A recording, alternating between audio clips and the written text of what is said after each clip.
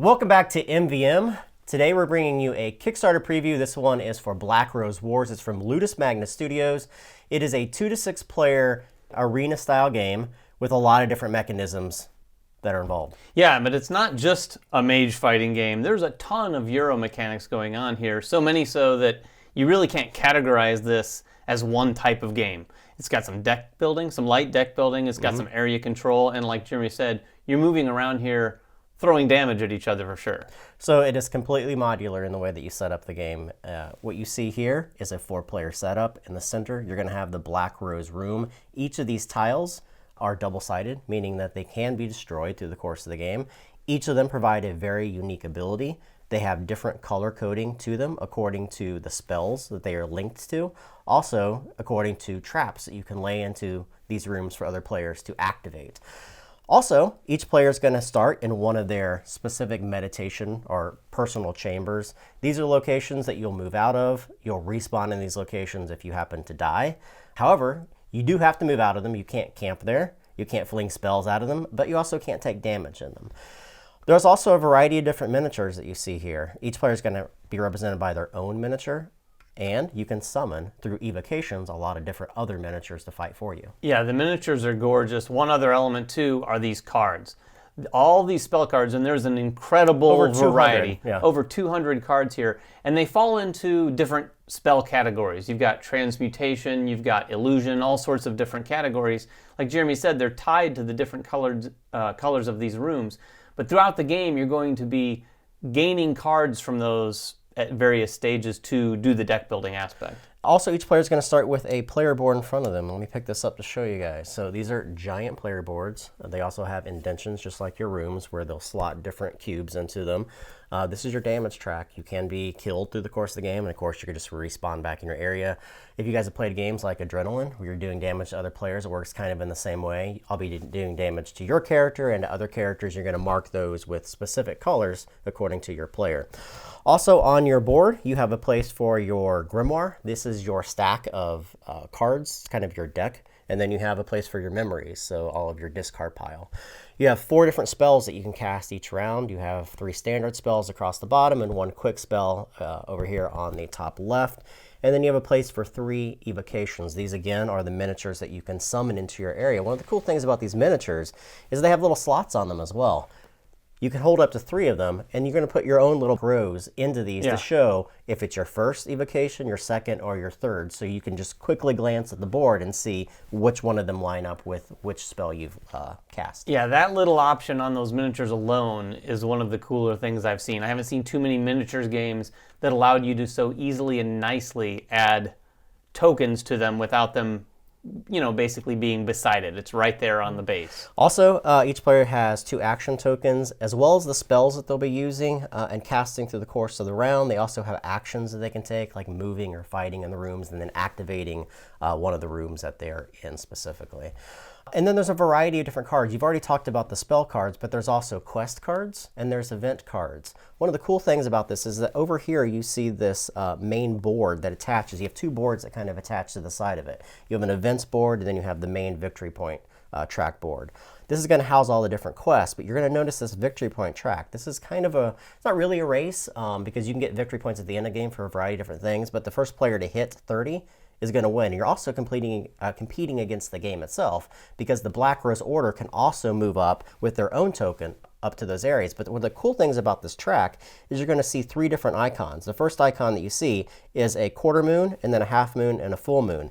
These are going to influence the different types of decks that come into play at different times within the game. Yeah, because those quest cards and the event cards are going to basically stage and ramp up throughout the game. So once you get to that half moon, you've got a whole different set of events and quests that become either a little more challenging or basically a little bit more tuned with where the players are at that point.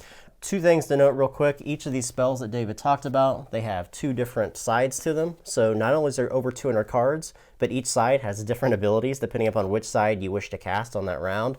And also, each of these rooms has different abilities, but they have this great player aid that tells you what every single one of the 20 rooms in here does for you. So let's talk about the actual game. What are you actually trying to do within the course of the game? Well, you're trying to beat each other up. And to do that, you're going to start off in your rooms and you're going to gather some spells. Each of these different characters is native to a very specific class of spells. So at the start of the game, you're going to draw spells according to whatever class you have. For instance, I have Nero here, and he has fire element. So I'm going to draw my beginning cards from the fire element deck. Yeah, so what's cool about that is you're going to start with that basic element in your spells, but then throughout the game, you can kind of diversify and go in different directions as well. All right, so let's talk about the actual game itself. There are 6 different phases within a round within a game. The very first phase is called the Black Order phase. And this is where you're going to actually draw event cards. Yeah, everyone's going to get a quest card to begin with. If you don't already have a quest card, you're only ever going to have 2 of those at any given time, but you only can draw one if you don't have one. Then you're going to pull an event card off the top of the event deck. Here's the interesting thing about the event board. There's 3 spaces for events, and these events basically are situational. They put things into play that the players have to adapt to for that round. If you draw the card, it's going to go in the space that it dictates. Yeah. If there's a card already in that space, that then and only then is when that card's going to get bumped to the discard pile. Otherwise, they'll just stack and you might have 3 different events or effects going on at any given time. This is also going to signify how far you move up the black rows on the black rows track. Like Jeremy said, all the players are going to be moving up that track, but the game itself is as well. So it kind of keeps everyone in check, keeps the game moving along. And then finally, there's an icon that may or may not appear above the top of the card that is a crown.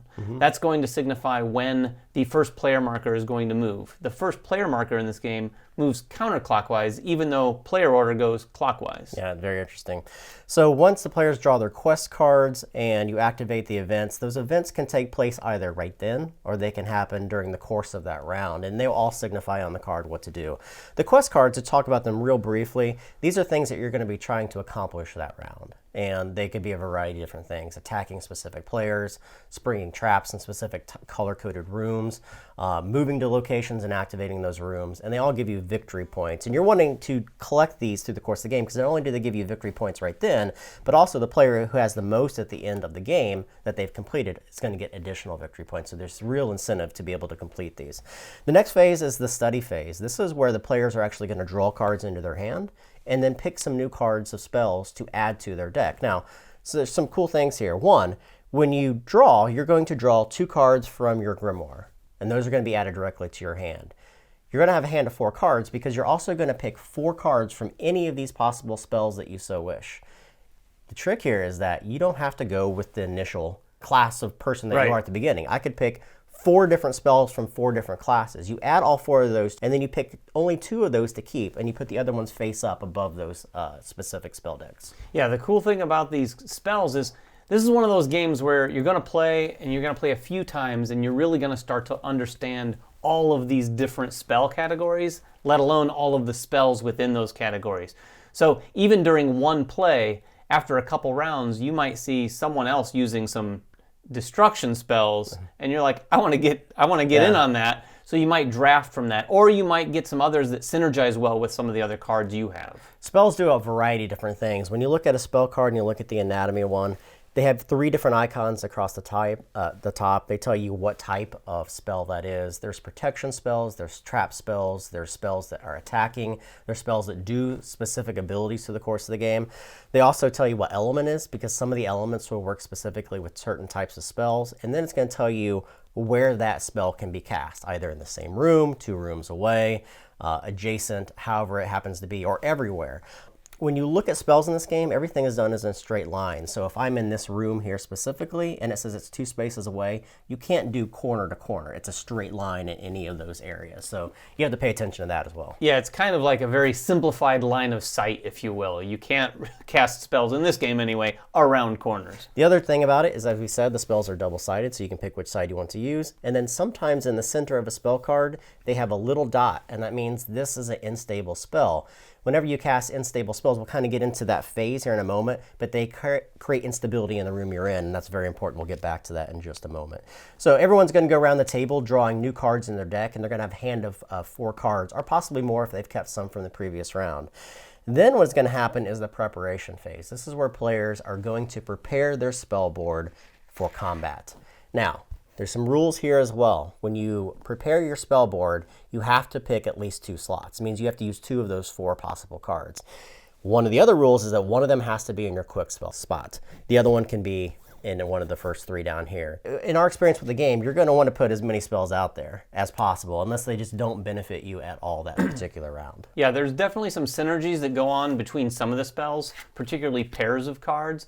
So there are times where you might want to hold a card in your hand and not spend it that round in the hopes that you're going to draw that card that really synergizes it well in the next round. The importance of planning your spell board out before we get into the action phase is because these spells, the quick spell can be done primarily anytime, almost as a reaction. But your spell 1, 2, and 3 have to be done in that order. So you're kind of programming your spells to enact in what you think other players are going to accomplish during that round.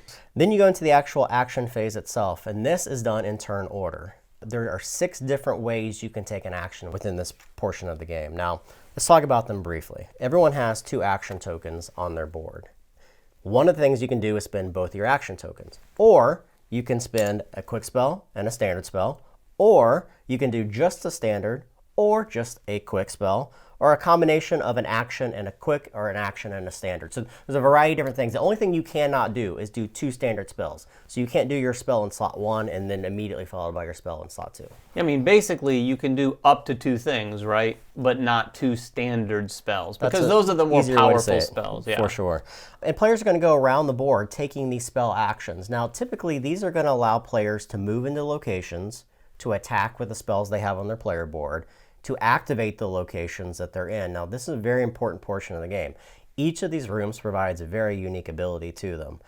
Typically, you want to activate these because they can only be activated once per round, period. And they all give you very unique abilities. Like this one allows you to become the first player. Some of them just give you straight up victory points. Some of them allow you to switch out spells. Some of them allow you to place additional spell that wouldn't normally be on your player board. There's a variety of different room structures in here. Yeah, as you play the game, these definitely very quickly become obvious as something you want to do for sure. And as Jeremy said, they get flipped. So while it's not worker placement, it definitely gives you a sense of action selection, because once you choose it and it goes away, it feels like there's a spot on the board that you don't want to go to now, necessarily. Yeah. Let's talk about 2 things as we talk about the actions very quickly. One is damage. If you happen to damage players, you're going to take your token and you're going to put it in the first available spot from left to right in those areas. Players can be killed in this game. You want to damage people because you get victory points for damaging people. Also, you get kill tokens if you're the last person to do damage, which means that additionally can add victory points at the end of the game. The other important portion is instability. Some of these spells, whether if they have a dot in the middle or if by text they do instability in a room, will allow you to damage those rooms. You're going to see a bunch of indentations in all these different rooms.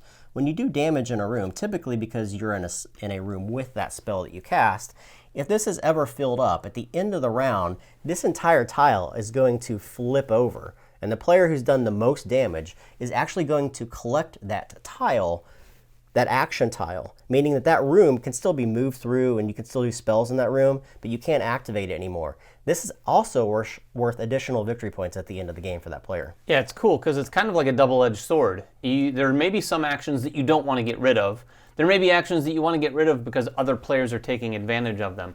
Either way, it's a good thing to cause instability in the end and have the majority of your cubes there because those are victory points. One of the other things you can typically do, some of these spells, some of these rooms will allow you to cast evocations, and these are things that are going to be moving around on the board during the next phase. So we talked about the action phase and what you can kind of do there.